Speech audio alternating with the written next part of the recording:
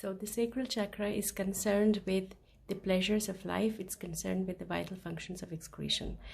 This chakra is represented by the element, the natural element water. As you can see, water is essential for fluid content in our body, and excretion, both urinary excretion and feces, they must have water in them.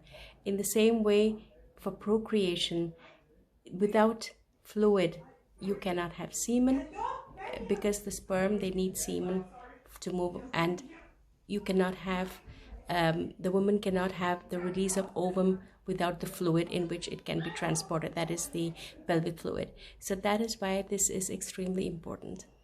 The next chakra is what we call, oh, and another thing I want to tell you, that every time in my massage technique, when I work with these chakras, I stimulate these chakras with my hand, and therefore when we stimulate these chakras, these energies, which are for the energy of procreation, the energy to the sexual organs, the energy to the bladder, the energy to the uterus, the energy to the testes and the penis, and the energies to the rectum, all of these get stimulated, and in that way these organs are able to perform better. At the same time, the muscles around the region of the spine, which I stimulate, also relax, and the energy increases in these levels, and therefore the performance of these functions improves. So that's about these chakras at these levels. The next chakra, as we go higher, we just did the Muladhara, which is the base chakra, the sacral chakra, which is the Swadhisthana chakra, and now we're going to talk about the Manipuraka chakra, which is located just 2 centimeters below the navel. The Manipuraka chakra is represented by the natural element fire, and it's really beautiful if you really look at the explanation, because this chakra is concerned with the vital energy of our body. You know that energy in our body is represented in many ways, but one of the ways, and the most the absolute important way in which we can have evidence for life is the heat energy. You know that all mammals and all living things, they have warmth in one form or the other. Of course, in mammals we maintain the body temperature, and that is why the evidence of life is in heat or warmth. If you find a body is cold, then most probably either the body is dead or the body is suffering from some kind of a condition where it is not normal or thrown out of balance of healthy life. So this chakra is concerned with giving energy to the body. And you know that how do we get energy? We get energy by converting our food into this energy, which is in the form of heat, and of course in the form of ATP, which makes us talk and which makes us move and which makes us think. And that's a very basic cellular level of energy transformation. But this chakra is vital for that. And therefore, this chakra is represented by the element Agni or fire. Because without this fire burning within us, within each and every cell of our body, where the glucose is being converted to adenosine triphosphate, which gives us energy, this would not be possible. So when we stimulate this chakra or the Manipura chakra, then you are balancing out the functions of and stimulating the functions of digestion, the functions that help in cellular metabolism. So this is a very, very vital chakra. And when people who are born with energy at this chakra level, or people who stimulate through yoga, through yoga kriya, or through meditation, or through practice of karma. So there is a karmic way you can raise these chakras, there is a yogic way, there's a tantric way, and my way is the chakra massage. Is a very it doesn't really raise the energy in that way, but it helps to stimulate the energy.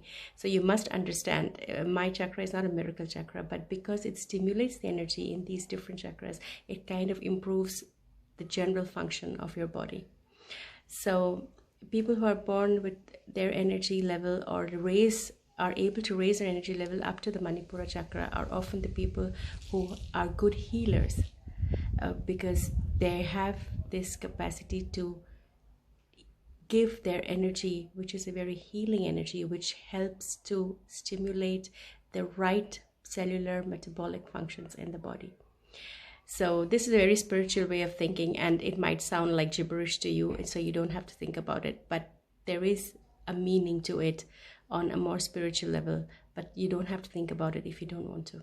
So you have to understand that by stimulating this chakra, you're basically balancing the cellular functions of your body, you're balancing the digestive functions of your body, you're balancing the body's metabolism.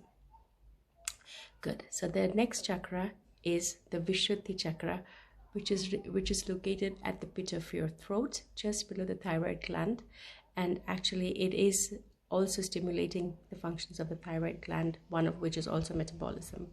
But the Vishuddhi chakra, the word Vishuddhi means that which is filtered, or that which filters, or that which makes pure. It comes from the Sanskrit word Vishuddha, which means filtered or purified. And this chakra is basically represented by the air element, and it therefore is the chakra which is responsible for modulating your communication. So speech is a part of this chakra. Speed is part of this chakra's function. So this is the Vishuddhi chakra.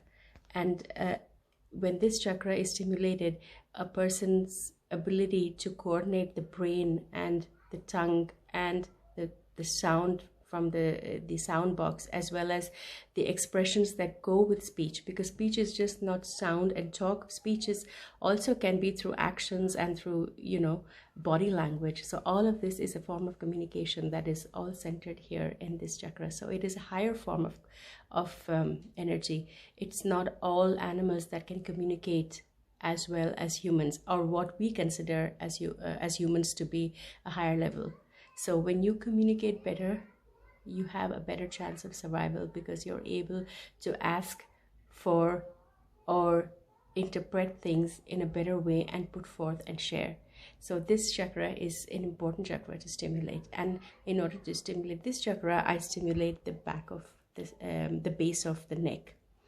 So that's about the Vishuddhi chakra. The next chakra is the heart chakra, or the Anahata.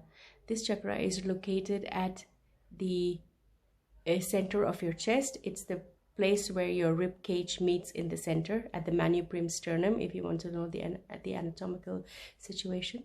And this chakra is represented by the earth element, Akashaha, which actually means sky, but actually it means space, because in this dimension is where you have your emotions.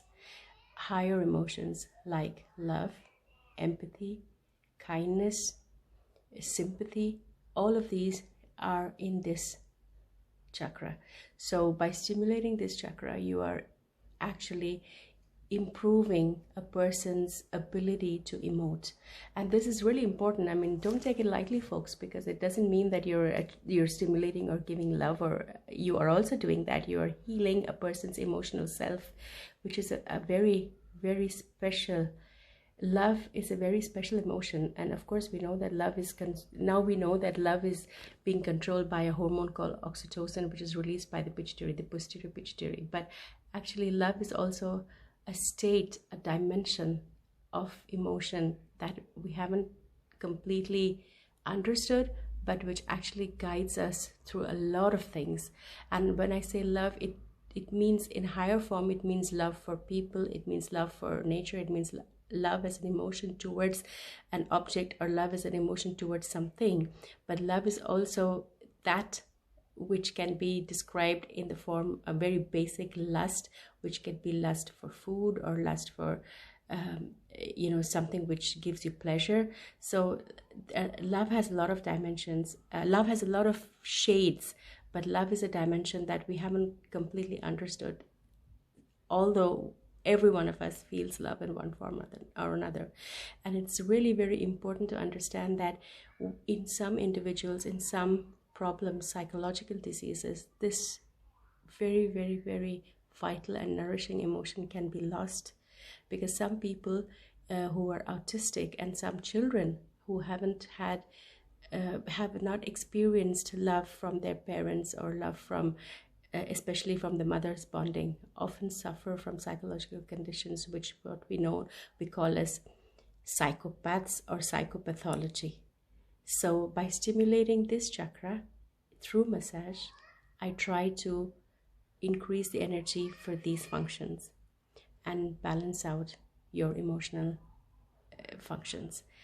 So this is about the anahata, or the heart chakra, or the one which is represented by space.